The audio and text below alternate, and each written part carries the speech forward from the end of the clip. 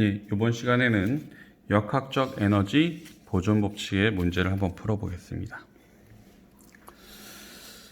그림은 정지 상태의 동일한 물체의 크기가 각각 F1, F2인 일정한 힘을 작용하여 가는 연직 방향, 위쪽 방향이라는 얘기죠.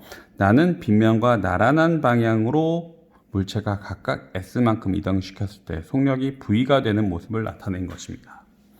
물체가 S만큼 이동하는 동안 이에 대한 설명으로 옳은 것만을 보기에서 있는 대로 고르시옵니다. 봅시다.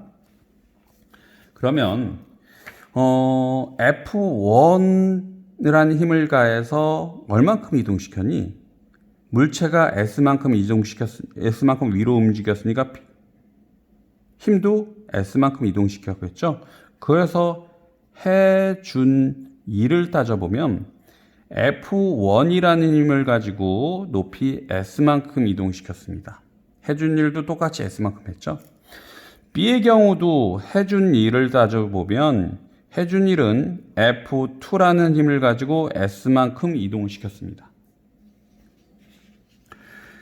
그랬을 때 가의 경우도 위로 이동을 했으니까 포텐셜 에너지는 증가했고요. 또 처음에 정지 상태였다가 높이 h만큼 이동시키면서 속력이 v만큼 됐으니까 운동 에너지도 당연히 증가했습니다.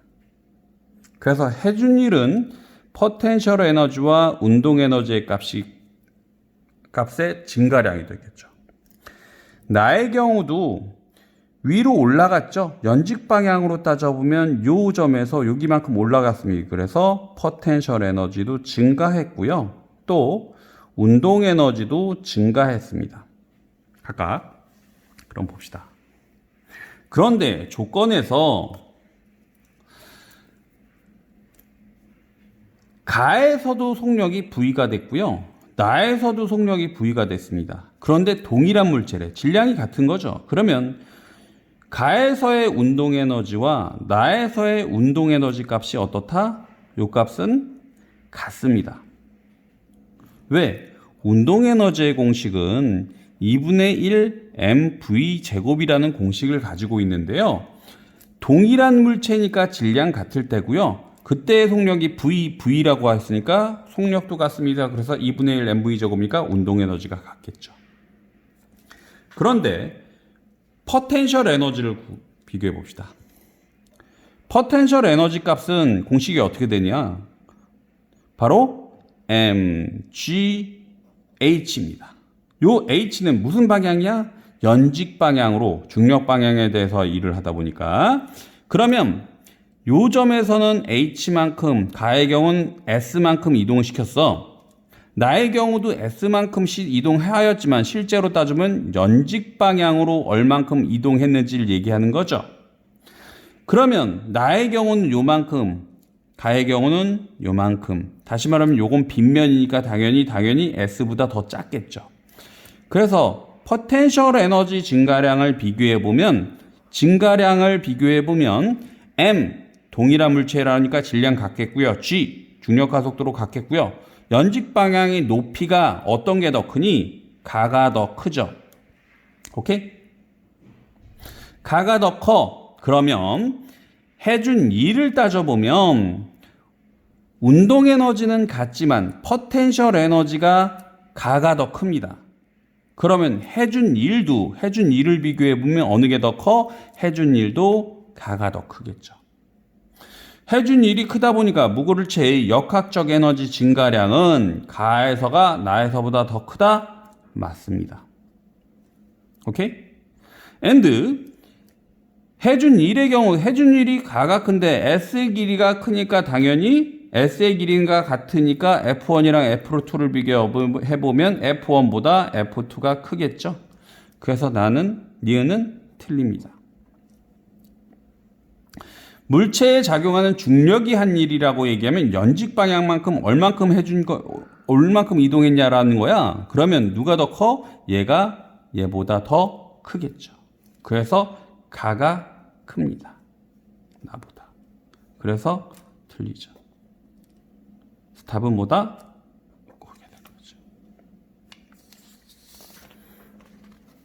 다음 번호 가겠습니다.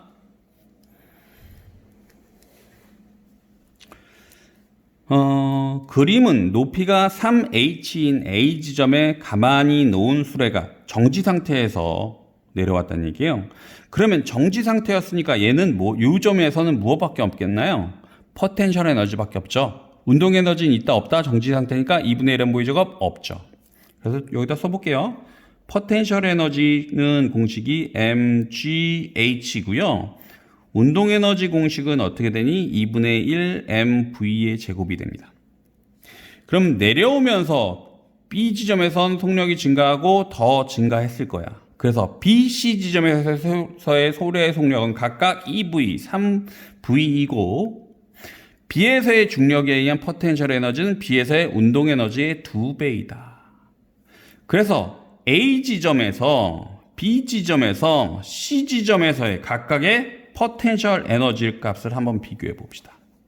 그러면 A 지점에서는 무엇밖에 없다고 그러겠어요? 그래서 mgh 그 점에서의 그 물체의 질량을 m이라고 하면 이렇게 될 겁니다. 그런데 높이가 3h라고 했으니까 3mgh가 되겠죠. B 지점의 경우는요, 잘 모르니까 EP, 높이를 미지수가 나서 EPB라고 하고요. C 지점에서의 포텐셜 에너지는 EPC라고 합시다. 각각에 해당되는 위치에서의 운동 에너지의 경우는요, A 지점에서는 정지하고 있었으니까 제로가 될 테고요.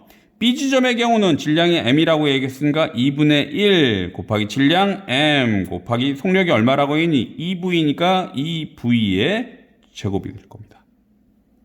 C 지점에서의 운동 에너지는 2분의 1 질량 m 곱하기 3V의 제곱이 되겠고요. 그런데 B에서의 중력에 의한 포텐셜 에너지는 B에서의 운동 에너지의 2배이다라고 얘기했죠. 그러면 요 지점에서의 포텐셜 에너지와 요 지점에서의 운동 에너지가 요게 2배가 요것과 같다는 얘기죠. 그럼 요걸 한번 써볼게요. 3mgh A 지점에서의 역학적 에너지 총량은 B 지점에서의 포텐셜 에너지 값과 그때의 운동 에너지의 합과 같습니다. and 요것은 이꼴이 아니죠. 더하기가 아니고 이꼴이죠. C 지점에서의 포텐셜 에너지 값과 그리고 또 그 점에서의 운동 에너지 값과 같습니다. 그런데 요 두 지점에서의 운동 에너지와 포텐셜 에너지 값이 2분의 1 곱하기 m 곱하기 4v의 제곱 운동 에너지 값이 2배가 뭐와 같다? 포텐셜 에너지와의 값과 같습니다. 그러면 요걸 여기다 집어넣을게요. 그래서 3mgh는 2 가로 열고 2분의 1 m 곱하기 4v의 제곱 플러스 요거 계산하면 2mv의 제곱이 되겠죠. 그러면 요거 하니까 4mv 그러면 요거 6mv의 제곱이 되겠죠. 그래서 m 약분하면 v의 제곱은 어떻게 되니? 2분의 1 gh 값이 되겠죠. 요걸 요 부분이랑 다시 해봅시다. 그래서 3mgh 이꼴 EPC 요건데 요 값은 뭐냐면 mghc라고 쓸 수 있죠. 높이 C 지점에서의 포텐셜 에너지 값이니까. 그래서 mghc 값 플러스 2분의 1 곱하기 질량 m 곱하기 9 곱하기 v의 제곱인데 v의 제곱이 요거니까 2분의 1 GH가 되죠. 그래서 mg 약분하면 3H 이꼬르 HC 플러스 4분의 9H죠. 그래서 요거 넘기면 HC가 아니죠. HC점에서의 높이는 4분의 9니까 4분의 3, 4분의 12 빼기 9니까 4분의 3 H 값이 되죠. 답은 뭐다? 이렇게 될 겁니다. 그럼 이제 다음번으로 갑니다.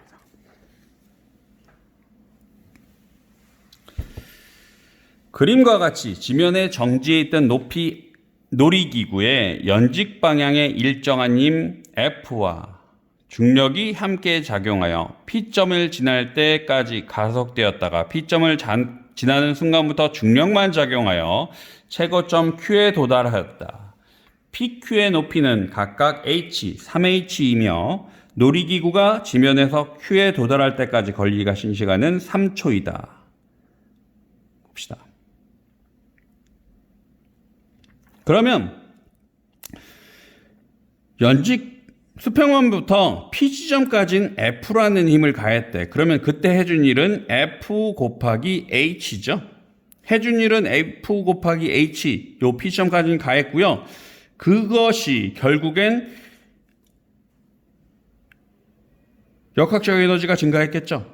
그래서 얼마큼 올라갔대? 3H만큼 올라갔습니다. 그래서 그것이 포텐셜 에너지가 증가했으니까 질량 M이라고 얘기하면 3mgh가 되겠죠. 됐나요?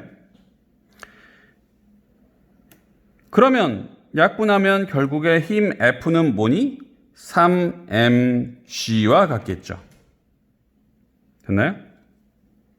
그래서 기억 Q에서 놀이기구의 중력에 의한 포텐셜 에너지는 F가 한 일과 같다? 맞겠죠? F의 크기는 놀이기구에 작용한 중력의 크기의 3배이다? 맞을 겁니다. 높이가 얼만큼 이동했는지 얘기하는 건데요. 봅시다.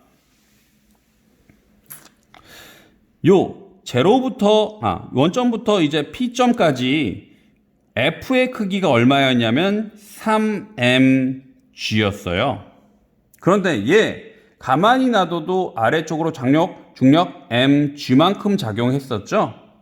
그러면 실제로 P지점까지 작용하는 알짜힘은 얼마니? 2mg가 됐고요. 그러면 P지점부터 Q지점까지는 작용하는 알짜힘은 얼마니? mg밖에 없죠. 그럼 요걸 그래프로 한번 그려보겠습니다. 그래프로 그려보면 VT 그래프로 그려보면 요때 기울기가 2합니다. 기울기가 2로 올라가고요.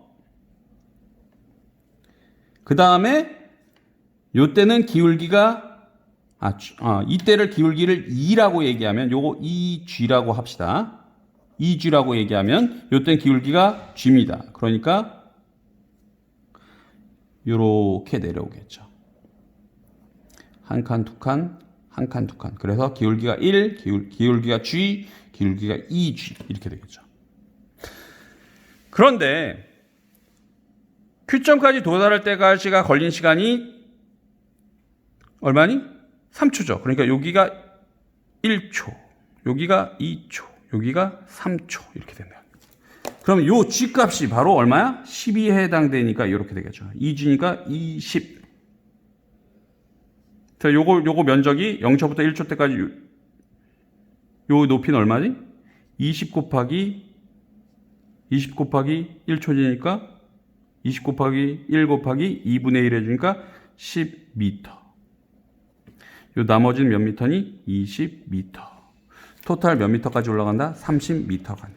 그래서 디귿의 경우는 얼마다? H는 10m입니다. 그래서 틀리겠죠. 그래서 답은 됩니다.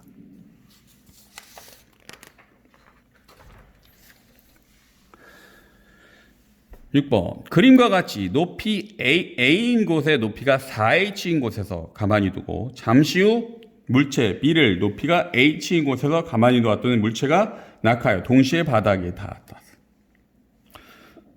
이 경우 높이의 그 포텐셜 에너지, 운동 에너지라고 할 수도 있는데요. 이거 그냥 등가속도 운동으로 해도 상관없어요. 뭔 소리냐면 등가속도 운동 공식 세 가지가 있었죠. 어떤 거 있었니? V는 V0 플러스 AT, S는 V0T 플러스 2분의 1 AT 제곱, EAS 이꼬르 V의 제곱 마이너스 V0 제곱입니다. 그런데 이거 가만히 놔뒀다고 그러니까 초기 속도가 제로니까 요 값이 제로일 테고 요 값이 제로일 테고 요 값이 제로일 거야. 그런데 높이가 h, 4h래. 그러면 높이 요거에 대한 공식을 따져보면 요 공식이 어떻게 바뀌면 높이 h는 2분의 1 gt의 제곱입니다. 오케이? 그러면 요 높이가 4대 1이래. 중력과 속도는 같을 테니까 높이가 4대 1이면 걸린 시간은 몇 대 몇이어야지. 높이가 4대 1이면 걸린 시간이 몇 대 몇이어야 되니? 걸린 시간은 2대 1이어야 되지. 됐니? 걸린 시간이 1초, 2초라고 얘기하면 여기 1초 걸리면 여기는 2초 걸린다는 얘기야.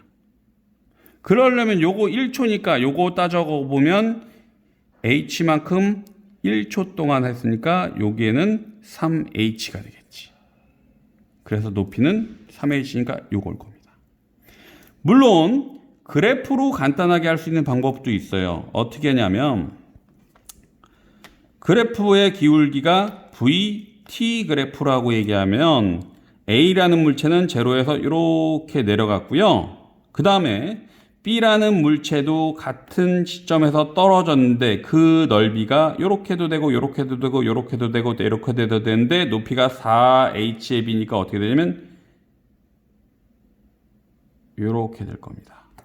그래서 요렇게 따져보면 h 면적을 h 전천치단 1, 2, 3, 4 그래서 따져보면 요게 A가 떨어진 그래프고요. 요건 B가 떨어진 그래프야.